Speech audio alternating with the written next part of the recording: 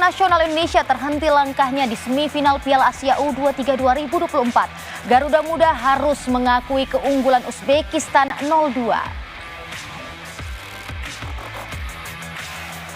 Dalam laga yang digelar di Abdullah bin Khalifa Doha, Qatar, Indonesia sebenarnya sempat mencetak gol melalui gol Muhammad Ferrari pada menit ke-61. Namun dianulir wasit akibat offside. Di menit ke-67, Uzbekistan yang terus menekan akhirnya membobol gawang Hernando Ari melalui Husein Nurchaev. Di saat tertinggal, Indonesia justru harus kehilangan Rizky Ridho usai melanggar josprek Jalidinov. Uzbekistan semakin menjauh akibat gol bunuh diri Pratama Arhan pada menit ke-86. Uzbekistan menang 2-0 dan berhak melaju ke final untuk bertemu pemenang antara Jepang melawan Irak.